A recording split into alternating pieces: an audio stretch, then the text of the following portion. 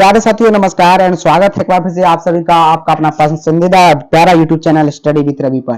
प्यारे साथियों आज की क्लास में हम लोग हिंदी के ऐसे एमबीबीएस ऑब्जेक्टिव क्वेश्चंस की बात करने वाले हैं जो आपके फाइनल एग्जाम के लिए काफी ज्यादा इंपॉर्टेंट होने वाला है और निश्चित रूप से आज की क्लास से ही सभी के सभी प्रश्न पूछने की संभावना बनती है। तो चलिए आज की क्लास को स्टार्ट करते हैं फटाफट से, ताकि सभी क्वेश्चंस आपको जल्दी से जल्दी मिल सके और निश्चित रूप से ज्यादा मार्क्स अपने एग्जाम में आप ला सके। चलिए स्टार्ट करते हैं। पहला नंबर सवाल आपकी स्क्रीन के सामने है। वीडियो अगर अच्छा लगेगा तो लाइक सब्सक्राइब शेयर और अभी से ही लाइव क्लास को शेयर कर दीजिए ताकि सभी स्टूडेंट भाई बहन सभी तक पहुंच सके। पहला नंबर सवाल है कि बालकृष्ण भट्ट किस युग के रचनाकार है। तो ये 2023 में पूछे गए सवाल है। बालकृष्ण भट्ट की बात करता है किस युग के रचनाकार है, आपको पता ही है भारतेंदु युग। किस युग के रचनाकार है बालकृष्ण भट्ट जी? यहाँ पे भारतेंदु युग के रचनाकार है। एक प्रकार की बातचीत का लेखक आपसे पूछा जाएगा। जी हाँ, बातचीत का यहाँ पे बात और चित, बातचीत का लेखक पूछा जाएगा तो ये भी बालकृष्ण भट्ट जी ही है, आपको पता ही होगा। अगला सवाल की बात जरा हम लोग कर ले। कहता है हिंदी प्रदीप नामक मासिक पत्रिका निकालना प्रारंभ किया था। तो हिंदी प्रदीप नामक जो मासिक पत्रिका निकालना प्रारंभ किया था वो बालकृष्ण भट्ट जी ने निकालना प्रारंभ किया था, आपको पता होगा। हिंदी प्रदीप भी पूछा जाएगा किसकी रचना है, तो बालकृष्ण भट्ट की है, याद रखिएगा। ऑप्शन नंबर सी जो होगा बिल्कुल राइट आंसर होगा। काफी बार आपके बोर्ड एग्जाम में ये सवाल पूछे गए हैं। निश्चित रूप से उम्मीद है कि ये आपके हिंदी वाले एग्जाम में सवाल आ सकता है। अगला सवाल की बात करते हैं।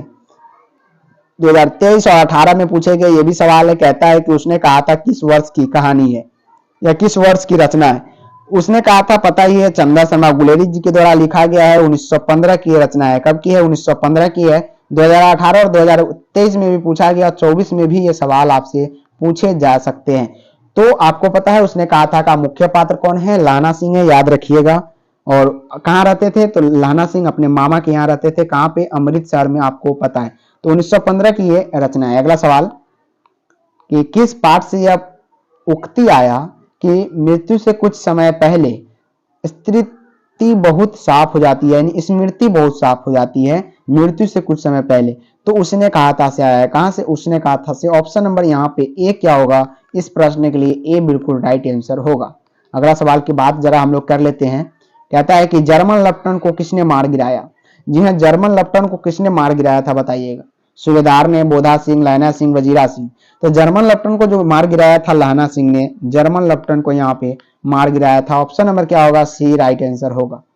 चलिए जयप्रकाश नारायण को बचपन का नाम जरा बताइएगा। जयप्रकाश नारायण का बचपन का नाम, तो बाउल जो था यहाँ पे, बाउल ये जयप्रकाश नारायण जी का क्या था? बचपन का नाम था, याद रखिएगा। जयप्रकाश नारायण जो है संपूर्ण क्रांति वाला भाषण इन्होंने ही दिया था। कहां पे दिया था? तो पटना में दिया था। 1974 में दिया था, याद रखिएगा। संपूर्ण क्रांति का नारा जयप्रकाश नारायण जी द्वारा दिया गया एक प्रकार का क्या है? भाषण है, याद रखिएगा। छात्र आंदोलन का नेतृत्व किसने किया? इन्होंने ही किया था। कहता है किस अस्पताल में दिनकर का निधन हुआ था? तो आपको यहाँ पे पता है ब्लेंडिंग नर्सिंग होम, यहीं पे क्या हुआ था?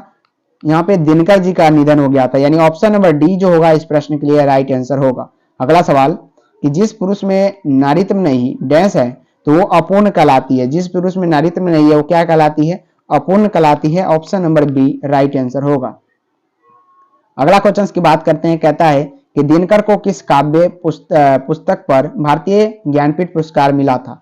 तो दिनकर जी को जो वर्षी के क्षेत्र में क्या दिया गया था?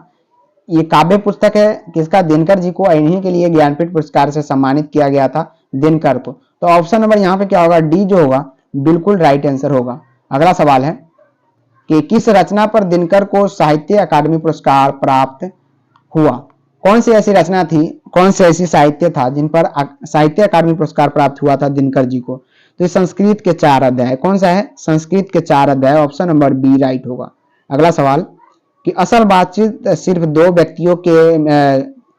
व्यक्तियों में ही हो सकती है, यह किसका मत है, किसका विचार है? ये पूछा गया है।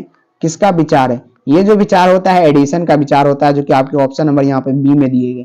किसका विचार होता है? एडिसन का विचार होता है, याद रखिएगा। नेक्स्ट क्वेश्चन की बात करते हैं। कहता है कि कौन सी कहानी हिंदी कहानी के विकास में मील का पत्थर मानी जाती है? तो हिंदी कहानी के विकास में उसने कहा था जो है ये मील का पत्थर माना जाता है। ऑप्शन नंबर सी राइट है। काफी एमबीबीएस ये कहानी है और प्रश्न भी बार बार सबसे ज्यादा इसी से पूछे जाते हैं। अगला सवाल की बात करते हैं। तो तो मतवाला पत्रिका कहाँ से निकलती थी? मतवाला पत्रिका जो है प्यारे साथियों, ये कहाँ से, कलकत्ता यानी कोलकाता से निकलती है। ऑप्शन नंबर डी राइट होगा, मतवाला पत्रिका, याद रखिएगा। नेक्स्ट क्वेश्चन की बात करते हैं। कहता है कि मुन्नी की अवस्था क्या थी? तो अवस्था यानी उनका क्या पूछा गया है, उम्र पूछा गया। तो मुन्नी की जो अवस्था थी वो 14 वर्ष की थी। मुन्नी कितने वर्ष की थी? 14 वर्ष आपको पता होना चाहिए। नेक्स्ट क्वेश्चन की बात करते हैं कि बाजार की दाढ़ में आदमी का खून लग चुका है, यह किस कविता की पंक्ति है? बाज की दाढ़ में पूछा गया। तो तय तो यही था, तय तो यही था से ये उठाया गया। काफी ज्यादा इंपॉर्टेंट क्वेश्चन ये आपके लिए हो सकता है। नेक्स्ट क्वेश्चन है कि माथुर जी किस राज्य के शिक्षा सचिव नियुक्त हुए? तो ये बिहार के क्या थे? शिक्षा सचिव थे माथुर जी। नेक्स्ट क्वेश्चन की बात करते हैं। कहता है अज्ञे जी ने इंटर कहां से किया था? तो अज्ञे जो है inter Madras Christians college, Madras Christians college से अज्ञे जी ने इंटर की परीक्षा पास की थी। Option number A right answer होगा। अगला सवाल है कि भगत सिंह के पिता सरदार किशन सिंह, पूछा जाता है कि भगत सिंह के पिता का नाम क्या था? तो सरदार किशन सिंह था और चाचा का नाम अजीत सिंह था। काफी एमबीबीआई प्रश्न है, एक ही प्रश्न से 3-4 कॉन्सेप्ट क्लियर हो जा रहा है। और किसके सहयोगी थे? दोनों जो थे किशन सिंह और अजीत सिंह किसके सहयोगी थे? तो ये लाला लाजपत राय के क्या थे? सहयोगी थे। कहता है मेघदूत नामक नाट्यशाला कहाँ स्थापित हुई या नाट्य कला? तो ये महाराष्ट्र में स्थापित हुई थी। नेक्स्ट क्वेश्चन है, पूछा जा रहा है कि दूसरी परंपरा की खोज किसकी रचना है? तो ये नामवर सिंह की रचना है। किसकी रचना है प्यारे विद्यार्थियों? दूसरी परंपरा की खोज नामवर सिंह की।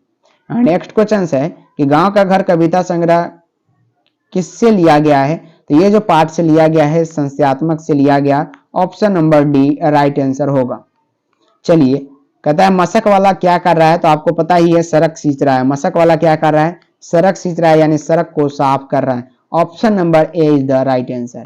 नेक्स्ट क्वेश्चन है कि सुकून की तलाश क्या है? आपको पता ही है सुकून की तलाश जो एक प्रकार का जंगलों का क्या है, गजलों का क्या है, यहाँ पे संग्रह है। Option number A right answer होगा। अगला सवाल की बात करते हैं, किसका जादू टूटता है? तो आपको पता है उषा का जादू टूटता है जब सूर्य की रोशनी पड़ती है। Option number A right answer होगा। कहता है मुक्तिबोध ने किस का संपादन किया? मुक्तिबोध ने नया खून का संपादन किया। Option number B right answer होगा। नेक्स्ट क्वेश्चन की बात करते हैं कि प्रभातकालीन आकाश कैसा है? तो ये जो है नीले शंख जैसा, नीले शंख जैसा है। ऑप्शन नंबर बी राइट होगा। एमबीबीआई सवाल होगा आपके एग्जाम के लिए। नेक्स्ट क्वेश्चन की बात करते हैं कि कौन सी कृति मुक्तिबोध की है? तो कृति जो है चांद का मुंह टेढ़ा, चांद का मुंह टेढ़ा। ऑप्शन नंबर ए राइट होगा। यह कृति जो है मुक्तिबोध के द्वारा रचित है। ऑप्शन नंबर ए क्या होगा इस प्रश्न के लिए? बिल्कुल राइट आंसर होगा। अगला सवाल की बात करते हैं, भूषण की कृति कौन सी है? तो आपको पता ही है शिवराज भूषण इन्हीं का है। शिवा बावनी में कितने मुक्तक है? तो 52 मुक्त है, याद रखिएगा। छत्रसाल दशक भी इन्हीं का है, यानी उपयुक्त में से सभी जो है इन्हीं का है। अगला सवाल, तुलसीदास के माता पिता का क्या नाम था? तो आपको पता है हुलसी इनके माता का नाम और पिता कौन है? सॉरी, आत्माराम दुबे। तो ऑप्शन नंबर क्या होगा? ए बिल्कुल राइट आंसर होगा। अगला सवाल है, कहता है कि सूरदास के गुरु का नाम क्या था? तो बल्लावाचार्य जो है यहाँ पे सूरदास के क्या थे? गुरु थे। नेक्स्ट क्वेश्चन है कि किसके करों की मोती तारों की तरह चमकती है? तो तारों की। ऑप्शन नंबर यहाँ पे किसके करों की मोती पूछा गया है? तो तारों के, बंतों के, मुन्नी के, कुंती के। तो ये थोड़ा मिसप्रिंट है, इसको आप इग्नोर करके चले। अगला सवाल पे बढ़ते हैं। डायरी विधा से संबंधित है। तो डायरी एक प्रकार के हंसते हुए मेरा अकेलापन से लिया गया है। ऑप्शन नंबर सी राइट होगा और काफी इंपोर्टेंट होगा। अगला सवाल है कि ब्रेन ऑफ बॉम्बे किसे कहा जाता है? आपको पता ही है उमा शंकर दीक्षित को ब्रेन ऑफ बॉम्बे कहा जाता है, जो कि ऑप्शन नंबर ए में है। काफी बार ये पूछे गए क्वेश्चन से। अगला सवाल है, कहता है प्यारे साथियों कि सिपाही की मां किस एक एकांकी संग्रह से लिया गया है? तो ये अंडे के छिलके तथा अन्य एकांकी से लिए गए हैं। ऑप्शन नंबर डी बिल्कुल राइट आंसर होगा। ज्ञानेंद्र पति का काव्य नाटक है। तो ज्ञानेंद्र पति का जो काव्य नाटक है आपको यहाँ पे पता होगा क्या है? बिल्कुल ऑप्शन नंबर यहाँ पे क्या है? एकच्छ क्रांति। ऑप्शन नंबर डी बिल्कुल राइट आंसर होगा। अगला सवाल है कि ज्ञानेंद्र पति सरकारी सेवा में क्या थे? तो ज्ञानेंद्र पति सरकारी सेवा में बिल्कुल यहाँ पे कारा अधीक्षक थे। Option number A right answer होगा। और काफी एमबीबीआई है, कई बार आपके बिहार बोर्ड के परीक्षा में पूछे गए। कहता है कि पुत्र वियोग में मां ने किसके भय से अपने लाल को गोद से नहीं उतारा है, तो ठंड के भय से, याद रखिएगा। किसके ठंड के भय से नहीं उतारता है, याद रखिएगा। अगला सवाल है कि मां के लिए अपने मन को समझाना कब कठिन हो जाता है, तो पुत्र के मृत्यु पर समझाना बहुत ही ज्यादा कठिनदायक हो जाता है।